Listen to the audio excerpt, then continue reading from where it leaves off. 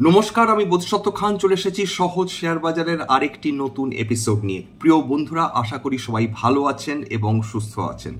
আজকের আমাদের আলোচনা হবে এমন দুটি শেয়ার নিয়ে যেটা সাবস্ক্রাইবাররা অনুরোধ করেছেন। তারা বলেছেন এই দুটো শেয়ারের অন্তত ফান্ডামেন্টাল অ্যানালিসিস হওয়ার প্রয়োজন রয়েছে এবং তার কারণ রয়েছে তাদের অনুরোধ। কারণ এই দুটি শেয়ার গত কয়েক বছর ধরে যে স্টুপেন্ডাস পারফরমেন্স দেখিয়ে চলেছে এবং কোনো রকম থামার লক্ষণ তারা দেখাচ্ছে না, তার কারণটা অবশ্যই এর মধ্যে নিহিত যে তাদের পারফরমেন্স, বিশেষ করে তাদের সেলস এবং প্রফিট দুদিক থেকেই তারা ক্রমাগত উন্নতি করে চলেছে। আমাদের প্রথমে দেখতে হবে এই দুটি কোম্পানি ডেফিনেটলি তাদের শেয়ার প্রাইস অ্যাপ্রিসিয়েশন হয়ে চলেছে over a period of time, কিন্তু এইগুলো কি এখনো যথেষ্ট সহজলভ্য রয়েছে বা চিপ ভ্যালুয়েশন রয়েছে? প্রথম কথা, একটি শেয়ার যখন বছরের পর বছর এই লেভেলে পারফর্ম করে যায়, খুব স্বাভাবিকভাবে বিনিয়োগকারীদের নজর কিন্তু এই ধরনের শেয়ারের ওপর থাকেই এবং সেটা চিপ ভ্যালুয়েশন পাওয়া, বিশেষ করে যখন সেটা অনার রোল, কিন্তু খুবই মুশকিল। তাহলে আমরা আজকের অবশ্যই ফান্ডামেন্টাল অ্যানালিসিস করব এবং বোঝার চেষ্টা করব কোম্পানি দুটো বর্তমানে কি অবস্থায় রয়েছে, ভবিষ্যতে কি করতে পারে, অতীতে কি করেছে, এরা কি ধরনের প্রোডাক্টস নিয়ে ডিল করে, এদের share holder pattern, share holding pattern কি, এই সমস্ত কিন্তু আজকের আমাদের আলোচনার মধ্যে থাকবে। একটু ভিডিওটা বড় হবে কারণ আজকের আমরা দুটো কোম্পানি নিয়ে আলোচনা করছি। একটি কোম্পানি অবশ্যই হচ্ছে ডিকসন টেকনোলজিস, যেটা বহু মানুষ অনুরোধ করেছেন, আরেকটি হচ্ছে ম্যাজাগন ডক শিপইয়ার্ড। এই দুটি কোম্পানি নিয়ে হবে আজকের আমাদের আলোচনা। একটি অবশ্যই, এর মধ্যে একটি কিন্তু আবার সেই পিএসইউ, অর্থাৎ আবার কিন্তু একটি সরকারি কোম্পানি। সরকারি কোম্পানি এমন পারফরমেন্স করেছে গত কয়েক বছর এবং এত অসংখ্য সংখ্যক পিএসইউ এত দুরন্ত পারফর্ম করে চলেছে যে কোনো না কোনো সময় আলোচনার মধ্যে পিএসইউ কোম্পানিজগুলো নিজেদের জায়গা করে নিতে পারছে বা পেরেছে। আসলে শুরু করা যাক ডিকসন টেকনোলজিস নিয়ে। প্রথম কথা হচ্ছে ডিকসন টেকনোলজিস কি করে, অর্থাৎ তাদের প্রোডাক্টস কি। দুটো, তার এক হচ্ছে প্রোডাক্টস তারা তৈরি করে এবং 2 নম্বর তারা সার্ভিসেস তারা অফার করে। এটা কি করে? এই কোম্পানিটাকে বলা হচ্ছে leading electronic manufacturing service, EMS এর মধ্যে রয়েছে 1 নম্বর কোম্পানি ভারতবর্ষে। 1993 সালে এই কোম্পানি তার পথ চলা শুরু করে এবং 1994 সালে তারা কালার টেলিভিশন ম্যানুফ্যাকচারিং এর দিকে এগিয়ে যায়। এইবার এছাড়াও কিন্তু ডিকসন তারপর এই কালার টেলিভিশন তৈরি থেকে কিন্তু তারপর বিভিন্ন কিন্তু সাব সেগমেন্টসে তারা ঢুকে গেছে, বিভিন্ন ধরনের প্রোডাক্টস তারা তৈরি করছে। এইবার দেখুন, এটা সম্পূর্ণ আমাদের ভারতীয় কোম্পানি ডিকসন টেকনোলজিস। এরা কি করছে? এরা ম্যানুফ্যাকচারিং করছে, ডিজাইন করছে, ফোকাস সলিউশনস অফার করছে। কোথায় কোথায় করছে? Consumer durables, home appliances, lighting, mobile phones, security devices, set top boxes, wearables, medical equipments. এবং কেবলমাত্র ভারতবর্ষে না, গোটা বিশ্বে কিন্তু এরা এদের প্রোডাক্টস এবং সার্ভিসেস অফার করছে এবং যথেষ্ট সুনামের সঙ্গে কাজ করছে, এটা অবশ্যই বলা যেতে পারে। এছাড়া এরা রিপেয়ার করে, এরা রিফার্বিশ করে এলইডি টিভি প্যানেলস, এটাও বলে নেওয়া দরকার। এবার জেনে নিই যে প্রোডাক্ট পোর্টফোলিও কি ডিকসন টেকনোলজিস এর, অর্থাৎ কি কি প্রোডাক্টস এদের রয়েছে। ডিকসন টেকনোলজিস তারা কি করছে? কনজিউমার ডিউরেবলস, তারা প্রোডাক্টসের মধ্যে তারা কনজিউমার ডিউরেবলস এর মধ্যে তারা প্রোডাক্টস নিয়ে আসছে। লাইটিং, মোবাইল ফোন, এই মোবাইল ফোন মার্কেটিং করছে ভারতবর্ষে। কনজিউমার ইলেকট্রনিক্স এর মধ্যে এলইডি টিভিস তৈরি করছে। হোম অ্যাপ্লায়েন্সের মধ্যে ওয়াশিং মেশিনস তৈরি করছে। লাইটিং প্রোডাক্টসের মধ্যে রয়েছে LED bulbs, tube lights, down lighters, CFL bulbs. Mobile ফোনের এই মোবাইল ফোনসের ব্যাপারটা একটু লক্ষ্য করে দেখবেন যে ফিচার ফোনস, স্মার্টফোনস তৈরি করছে কাদের জন্য? Brands like Xiaomi, Motorola, Samsung, Jio. এবং সিকিউরিটি সার্ভাইলেন্স সিস্টেমে রয়েছে সিসিটিভি এবং ডিভিআরস।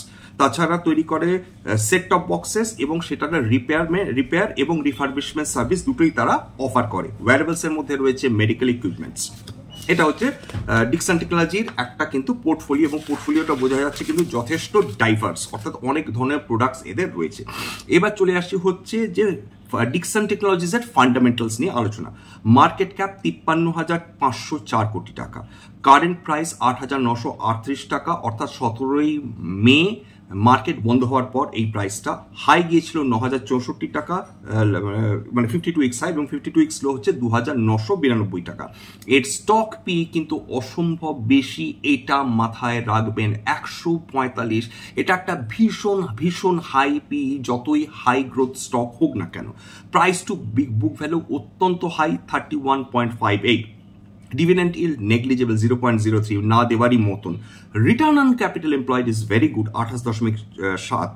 Return on equity 24.7। অর্থাৎ যখন return on capital employed return of equity থেকে বেশি হয়, বোঝা যায় তারা খুব সুন্দরভাবে যে ক্যাপিটালটাকে ইউটিলাইজ করছে তাদের বিজনেস অপারেশনসের জন্য। অপারেটিং প্রফিট মার্জিন এখানেও কিন্তু দেখা যাচ্ছে এটা অত্যন্ত লো অপারেটিং প্রফিট মার্জিনে এরা কাজ করছে, মাত্র 3.94। অর্থাৎ কেবল মানে প্রফিট এবং সেলসের মধ্যে মানে লিটারালি মানে হিউজ ডিফারেন্স, কোনোভাবে এরা প্রফিটটা মেনটেন করছে। Current market price to free cash flow 1094, enterprise value আর মার্কেট ক্যাপ প্রায় সমান সমান 53,785 কোটি টাকা। এই জায়গাটা একটা কথা তো বলতেই হবে যে কোম্পানিটা কিন্তু এই মুহূর্তে অত্যন্ত এক্সপেন্সিভ ভ্যালুয়েশনে ট্রেড করছে। এবার কেন ট্রেড করছে তার পেছনে তো অবশ্যই কিছু জাস্টিফিকেশন থাকবে। এর পেছনে হঠাৎ কি এমন হলো যে পাবলিক খেপে উঠেছে এই কোম্পানিটাকে নিয়ে, এই কোম্পানিটা এত জনপ্রিয় হয়ে উঠেছে? খেয়াল করে দেখুন, মার্চ 2021 সালে এর সেলস ছিল 2,110 কোটি টাকা। মার্চ 2024 মাত্র 3 বছরের মধ্যে প্রফিট দ্বিগুণের, সেলস দ্বিগুণের বেশি করে ফেলেছে, 4,658 কোটি টাকায়। নেট প্রফিট ছিল মার্চ 2021-এ 44 কোটি টাকা, এবং মার্চ 2024-এ সেটা দাঁড়িয়েছে 97 কোটি টাকা। তবে সেপ্টেম্বর 2013 থেকে কিন্তু পরপর দুটো কোয়ার্টারে প্রফিট কমেছে। ডিসেম্বরেও 97 কোটি টাকা ছিল, মার্চেও 97 কোটি টাকা, যদিও মার্চ 2023-এর তুলনায় যেখানে 81 কোটি টাকা ছিল সেখান থেকে কিছুটা প্রফিট বৃদ্ধি হয়েছে। এবার শেয়ার হোল্ডিং প্যাটার্নটা একটু দেখে নেওয়া যায় ডিকসন টেকনোলজিস। কারণ এই যে শেয়ার কোম্পানিটা, সে এত পপুলার কেন এবং কাদের কাদের মধ্যে পপুলার, এটা বুঝে নেওয়া দরকার। প্রমোটার্সদের হোল্ডিং জুন 2021-এ ছিল 35.03, মার্চে কিছুটা কমেছে 33.44%। এফআইআইসরা হাই এফআইআই হোল্ডিং, মানে হাই এফআইআই হোল্ডিং আছে বলা চলে। জুন 21 সালে ছিল 19.85%, সেটা মার্চে কমে দাঁড়িয়েছে 17.85%। ডিআইআই জুনের 2021-এ ছিল 9.48%, সেইটা দেখুন প্রায় 3 গুণ বৃদ্ধি হয়েছে। তা হিউজ ডিআইআই ইনভেস্টমেন্ট হয়েছে, 27% ডিআইআই ইনভেস্টমেন্ট, এটা মোটেই মুখের কথা নয়, সেটা বেড়ে দাঁড়িয়েছে 27.01%, 9.41% থেকে মাত্র 3 বছরের মধ্যে। পাবলিক শেয়ার হোল্ডিং খুব ইন্টারেস্টিং। জুন 2021-এ ছিল 35.64, সেখান থেকে র্যাপিড ডিক্লাইন হয়েছে 21.781%। অর্থাৎ জেনারেল পাবলিক, সাধারণ জনসাধারণ যেখানে শেয়ারটি ক্রমাগত বিক্রি করে গেছে over a period of time, গত 13টা কোয়ার্টার ধরে, 12টা কোয়ার্টার ধরে, সেইখানে ডিআইআইসরা পাগলের মতন কিনে চলেছে। অর্থাৎ পাবলিকের থেকেও বেশি পাগল হয়ে গেছে ডোমেস্টিক ইনস্টিটিউশন ইনভেস্টার্স, এবং এটা প্রমাণ করছে এই স্টক প্রাইস অ্যাপ্রিসিয়েশন যে ডিআইআইসরাই সবার মধ্যে ঠিক। প্রমোটার্সরা নিজেদের বিক্রি করেছে, তাদের স্টেক বিক্রি করেছে, এফআইআইসরা স্টেক কমিয়েছে, পাবলিক স্টেক কমিয়েছে, কিন্তু ডিআইআইসরা স্টেক বাড়িয়েছে, 3 গুণ প্রায় করে ফেলেছে। এবার স্টক প্রাইস অ্যাপ্রিসিয়েশন, গত কয়েক বছরে ডিকসন টেকনোলজিসের শেয়ারের দাম কিভাবে বেড়েছে একবার দেখবেন। ইয়ার টু ডেট মাত্র এই বছরে 38.38% বৃদ্ধি পেয়েছে, গত এক বছরে 199.63% বৃদ্ধি পেয়েছে, গত 5 বছরে শুনলে মাথাটা ঘুরে যাবে 1741.89% বৃদ্ধি পেয়েছে, আনবিলিভেবল।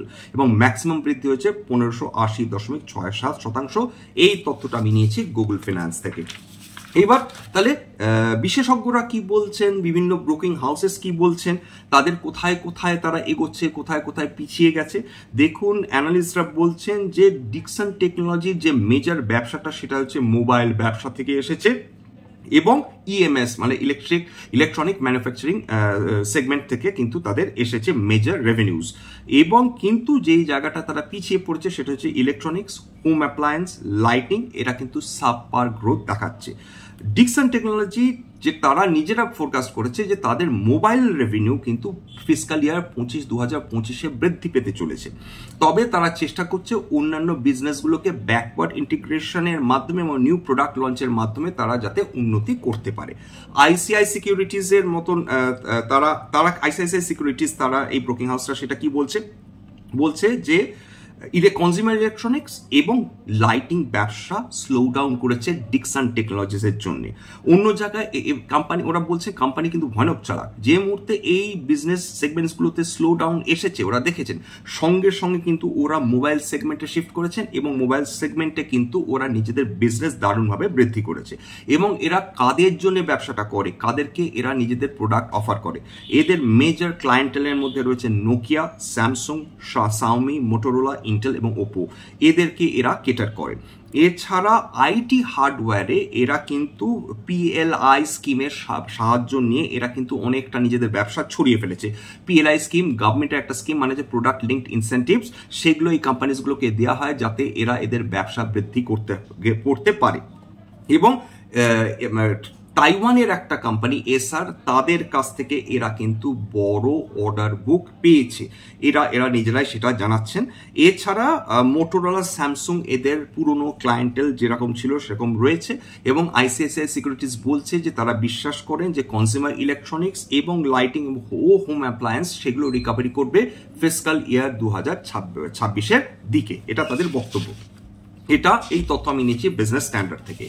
এইবার চলে আসি হচ্ছে সেকেন্ড পার্ট, অর্থাৎ সেকেন্ড কোম্পানি যেটা নিয়ে আলোচনা করব। আবার বলছি একটা পিএসইউ যেটা যেরকম বিভিন্ন পিএসইউ বা পাবলিক মানে বা গভর্নমেন্ট কোম্পানিজগুলো মানুষকে চমকে দিচ্ছে, পজিটিভলি সারপ্রাইজ করছে, সেই বিভিন্ন পিএসইউগুলোর মধ্যে একটি হচ্ছে শিপ বিল্ডিং কোম্পানি, সেটা হচ্ছে ম্যাজাগন ডক শিপ বিল্ডার্স। এটাও কিন্তু আগে একটা প্রাইভেট কোম্পানি ছিল, পরে গভর্নমেন্ট টেক ওভার করে এবং সেটা গভর্নমেন্ট আন্ডারটেকিং হয়ে ওঠে। এই শিপ বিল্ডিং এর ক্ষেত্রে গভর্নমেন্ট স্পেশাল এমফাসিস দিচ্ছে, কারণ এটা যে সে জাহাজ তৈরি করে না, এদের মধ্যে কিন্তু রয়েছে স্পেশালাইজড ওয়ারশিপস বা ব্যাটলশিপস, সেগুলো নিয়ে আলোচনা করব। এটা কি করে শুধু তাই না, কেবল ওয়ারশিপস তৈরি করে তা না, নানা ধরনের জাহাজ তৈরি করে, নৌকা তৈরি করে, তার সঙ্গে রয়েছে সাবমেরিনস। এখনো অবধি এরা কিন্তু 7টা সাবমেরিন তৈরি করে দিয়েছে ফর দ্য ইন্ডিয়ান গভর্নমেন্ট। সেটা নিয়েও আমি ডিটেলসে বলবো এরা কি তৈরি করেছে। মোট কথা আপাতত এটা বলি যে এরা কি তৈরি করে, ওয়ারশিপস তৈরি করে, সাবমেরিনস তৈরি করে ইন্ডিয়ান নেভির জন্য, অফশোর প্ল্যাটফর্মস এবং associated support vessels for offshore oil trading, অর্থাৎ তেল উত্তোলন যেগুলো সমুদ্রে রয়েছে তার জন্য কিন্তু এরা স্পেশালাইজ সাপোর্ট ভেসেলস তৈরি করে। এছাড়া এরা ট্যাঙ্কার্স তৈরি করে, কার্গো বাল্ক ক্যারিয়ার্স তৈরি করে, প্যাসেঞ্জার শিপস তৈরি করে, ফেরিজ তৈরি করে। তারপর এই যে কোম্পানিটা ম্যাজাগন ডক শিপ বিল্ডার্স, এটা কিন্তু একটা পাবলিক, যেটা আগেই বললাম, পাবলিক সেক্টর আন্ডারটেকিং। এখানে গভর্নমেন্ট অফ ইন্ডিয়ার 84.83% স্টেক রয়েছে। এদের শিপ বিল্ডিং সেগমেন্টের মধ্যে স্পেশালি রয়েছে ভারতে তৈরি করে stealth frigates, destroyers, guided missile destroyers, corvettes, landing platform docks, missile boats, patrol boats, trailing suction hopper dredgers, cargo ships, cargo passenger ships, platform supply vessels, Voith tugs, BOP vessels এবং submarine সেগমেন্টে conventional submarines এবং stealth submarines দুটোই এরা তৈরি করে। এরপর মধ্যে বলে নি যে ভয়েড টাগস কি। ভয়েড টাগ হচ্ছে এমন একটা যন্ত্র যেটা প্রোপেলিং এবং স্টিয়ারিং একটা জাহাজের ক্ষেত্রে একসঙ্গে করে থাকে, এটা হচ্ছে ভয়েড টাগস। এবং বিওপি ভেসেল হচ্ছে এটা ব্লো আউট প্রিভেন্টার্স বলে বিওপি ভেসেলস। এরা কিন্তু অয়েল রিগস এর ক্ষেত্রে এরা খুব কাজে লাগে, কারণ আচম্বিত যদি অকস্মাৎ হঠাৎ করে অয়েল এবং গ্যাস এতে এক্সপ্লোশন হয়, সেটাকে প্রিভেন্ট করার জন্য কিন্তু ব্লো আউট প্রিভেন্টার্স ইউজ করা হয়। এটা কিন্তু খুব স্পেশালাইজড একটা টেকনোলজি যেটা ম্যাজাগন শিপ বিল্ডার্স করে থাকে। তাহলে বোঝাই যাচ্ছে যে ম্যাজাগন শিপ বিল্ডার্স কিন্তু অর্ডিনারি কোনো কোম্পানি নয়, এটা কিন্তু খুব স্পেশালাইজড আইটেম তৈরি করে ফর স্পেশালাইজড কাস্টমার্স, এবং তার মেজর কাস্টমার অবশ্যই গভর্নমেন্ট অফ ইন্ডিয়া এবং ইন্ডিয়ান নেভি এবং ইন্ডিয়ান আর্মি। এবার প্রোডাক্ট পোর্টফোলিও ম্যাজাগন ডকেট, সেটা নিয়ে আলোচনা করা যায়। ওরা এটা ওদের ওয়েবসাইট থেকেই নিয়েছি, ম্যাজাগন থেকেই। ওরা যেটা নিজেরা ইনভারবাটিম কোট করছি, ওরা বলছেন our current product portfolio encompasses a diverse range of products for both domestic and international clientele. অর্থাৎ ডোমেস্টিক মানে ভারতের এর জন্যও ক্লায়েন্টদের জন্যও এরা প্রোডাক্টস তৈরি করেন, বিদেশি ক্লায়েন্টদের জন্য এটা প্রোডাক্টস তৈরি করেন। এখনো অবধি ওরা বলছেন 802 ভেসেল তৈরি করেছে, 1960 থেকে ওরা তৈরি শুরু করেছেন। এর মধ্যে 28টা যুদ্ধ জাহাজ তৈরি করেছে, মুখের কথা নয়। এবং তার মধ্যে রয়েছে অ্যাডভান্স ডেস্ট্রয়ার, মিসাইল বোটস, এছাড়া যেটা আগে বললাম 7টা সাবমেরিন। এবং ন্যাশনাল এবং গ্লোবাল ক্লায়েন্টেল এদের রয়েছে। ওরা কি কি তৈরি করে দিচ্ছেন? Cargo ships, passenger ships, supply vessels, multipurpose support vessels, water tankers, tugs, dredgers, fishing trawlers, barges, border outpost, jackets, wellhead platform, মেন্ডেক্স, process platforms, jack up rigs এবং অন্যান্য প্রোডাক্ট যেটা ওরা তৈরি করেন এবং ডেফিনেটলি ডেলিভার করেন। এবার চলে আসছে হচ্ছে fundamentals of Mazagon dock. Market capital প্রায় সমান ডিক্সন টেকনোলজিস এর সঙ্গে 55,617 কোটি টাকা। কারেন্ট প্রাইস 2,757 টাকা। হাই গিয়েছিল 2,794 টাকা। 52 হ্যাক্স, 52 উইক্স লো হচ্ছে 738 টাকা। স্টক পি মডারেট, এরকম হাই গ্রোথ কোম্পানির জন্য স্টক পি বিশাল কিছু নয়, 36.8। প্রাইস টু বুক ভ্যালু 11.63 এর দিকে একটু হাই বলা চলে। ডিভিডেন্ড ইল্ড ভীষণ nominal 0.58%। Return on capital employed দেখুন 38.3। ভারতবর্ষে খুব কম এমন কোম্পানি রয়েছে যার এই লেভেলের রিটার্ন অন ক্যাপিটাল এমপ্লয়েড, দারুণ। 38.2। রিটার্ন অন ইকুইটি 28.6, দারুণ। অপারেটিং প্রফিট মার্জিন, এই জায়গাটা কিন্তু খুব কম প্রফিট মার্জিনে এরা অপারেটিং প্রফিট মার্জিনে এরা কাজ করে। এটা আরেকটু বাড়লে ডেফিনেটলি ভালো হয়, মাত্র 13%, উল্লেখযোগ্য কিছু না। Price two earnings growth ratio 1.89, সামান্য হাইয়ের দিকে বলা যেতে পারে, কিন্তু অন্যান্য হাই গ্রোথ কোম্পানিজের তুলনায় ডেফিনেটলি কম। Current market price to free cash flow 290। Enterprise value 41,818 কোটি টাকা। আবার এমন একটা কোম্পানি যার এন্টারপ্রাইজ ভ্যালু মার্কেট ক্যাপিটালের থেকে কম, এটা নজর রাখার মতন। এবং সেই কোম্পানি যার return on capital employed return on ইকুইটির থেকে বেশি। এবার সেলস আর প্রফিটে একটু আলোচনা করিনি। দেখো সেটা হচ্ছে সেলস এবং প্রফিট ম্যাজাগনের গত 13টা কোয়ার্টারে। ডিসেম্বর 2020-তে এদের বিক্রি মানে ছিল 1,461 কোটি টাকা। সেটা ডিসেম্বর 2023 অব্দি, 2024-এর এখনো ডেটা হাতে পায়নি, 2,362 কোটি টাকা। প্রায় মোটামুটি আশা করা যায় যে মার্চ কোয়ার্টারের মধ্যে এরা প্রায় সেলস ডাবল করে ফেলবে। 3 বছরের মধ্যে সেলস ডাবল করে ফেলা এটা কি মুখের কথা? নেট প্রফিট ডিসেম্বর 2020-তে ছিল 149 কোটি টাকা। ডিসেম্বর 2023-এ সেইটা প্রায় 4 গুণ বৃদ্ধি পেয়ে দাঁড়িয়েছিল 592 কোটি টাকা। আজকের মাথায় রাখতে হবে যে ম্যাজাগন ডক প্রায় 14%-এর ওপর কিন্তু অ্যাপ্রিসিয়েটেড হয়েছে। এবার শেয়ার প্রাইস অ্যাপ্রিসিয়েশনে চলে আসি। এই 2024-এ এখনো অব্দি 19.53% বৃদ্ধি পেয়েছে। 17ই মে ডেটা, মার্কেট বন্ধ হওয়ার পর। গত এক বছরে 250.02% বৃদ্ধি পেয়েছে। গত 5 বছরে 1528.68% বৃদ্ধি পেয়েছে। ম্যাক্সিমাম হচ্ছে 16 অক্টোবর 2020 থেকে, যখন তার দাম ছিল মাত্র 168.05 টাকা। সেই 168 টাকার স্টক আজকে প্রায় 2,900-র কাছাকাছি। Source Google finance. এবার শেয়ার হোল্ডিং প্যাটার্নটা একটু জেনে নিই, এটা খুব দরকার, কারণ এফআইআইসরা যে হারে বিক্রি করছে, ডিআইআইসরা যেভাবে কিনছে, এর জন্য মানুষ এখন হঠাৎ করে এফআইআই ডিআই ডেটা নিয়ে ভীষণ উৎসাহিত হয়ে পড়েছে এবং এটা অবশ্যই খুব ভালো। এটা ইনভেস্টার অ্যাওয়ারনেসের জন্য অত্যন্ত দরকার। মানুষ যখন এফআইআইস এবং ডিআইআইস এই যে ডেট, এটা শেয়ার হোল্ডিং প্যাটার্ন জানতে পারবেন, মানে that is a very good sign. প্রোমোটার্সরা 84.83%, আগেই বলেছি। এফআইআই হোল্ডিং জুন 2021-এ ছিল মাত্র 0.67%। সেখান থেকে ডিসেম্বর 2023 অবধি ছিল 3.32%, ভালো। কিন্তু মার্চ 2024 কোয়ার্টারে দেখা যাচ্ছে যে তারা তাদের হোল্ডিং কিন্তু এফআইআইস কিন্তু অনেকটাই কমিয়ে এনেছে, 2.38%। ডিআইআইস জুন 2021-এ হোল্ডিং ছিল 0.47%। সেইটা কিন্তু মোটামুটি দেখা যাচ্ছে যে মাঝখানে মোটামুটি মার্চের দিকে 2022-এ কিছুটা বেড়েছিল। এখন তাও জুন 2021 থেকে মার্চ 2024 কোয়ার্টারে কিন্তু কিছুটা বৃদ্ধি পেয়েছে, 0.66%। পাবলিক 14.04% তাদের হোল্ডিং ছিল জুন 2021-এ, সেইটা এখন কিছুটা কমে দাঁড়িয়েছে 12.12%। এইবার তার মানেটা এটা যেটা দাঁড়াচ্ছে সেটা হচ্ছে যে এখনো অবধি এই দুটি কোম্পানিকে আলোচনা করে যেটা দেখা গেল যে এদের ফান্ডামেন্টাল কোয়ালিটিস নিয়ে কোনো সন্দেহ নেই। হ্যাঁ, ম্যাজাগন ক্রমশ এক্সপেন্সিভ হওয়ার দিকে এগোচ্ছে, কিন্তু এখনো মারাত্মক এক্সপেন্সিভ তেমনটি বলা চলে না।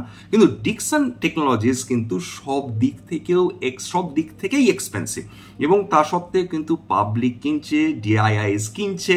এইটা মাথায় রাখতে হবে। প্রথম কথা হচ্ছে এইটা বলে নেওয়া ভালো যে একটা এক্সপেন্সিভ স্টক আর একটা এক্সপেন্সিভ হওয়ার দিকে এগোচ্ছে।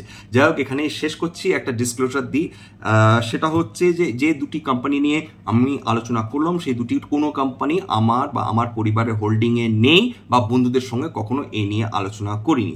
আরেকটা ডিসক্লেমার, দেখুন এটা কেবলমাত্র একটি এডুকেশনাল চ্যানেল। এখানে না কোনো শেয়ারের বাই সেল রিকমেন্ডেশন দেওয়া হয়, না কোনো সাজেশন দেওয়া হয়, না কোনো শেয়ার অ্যাডভাইস দেওয়া হয়। এটা কেবলমাত্র ইনভেস্টার অ্যাওয়ারনেস বৃদ্ধি করার জন্য বাঙালি বিনিয়োগকারীরা যাতে এর থেকে কিছু শিখতে পারেন, সেটাই হচ্ছে আমার উদ্দেশ্য। এবং যেটা আমি সবসময় বলে থাকি, যদি এই এপিসোড মনে হয় আপনাদের কাজে লাগবে বা আপনাদের ভালো লেগেছে, প্লিজ একটা লাইক দেবেন, অবশ্যই সাবস্ক্রাইব করবেন। বহু মানুষ আসেন, দেখেন, কিন্তু সাবস্ক্রাইব না করে চলে যান। তাদেরকে বিশেষ করে এই অনুরোধ। আরেকটা, যদি মনে হয় এই এপিসোড আপনাদের কাজে লাগছে, প্লিজ বন্ধু বান্ধব বা আত্মীয় স্বজনের সঙ্গে শেয়ার করে দেবেন, অথবা নিজস্ব গ্রুপে এটা শেয়ার করে দিলে খুবই ভালো হয়। আজকের জন্য নমস্কার।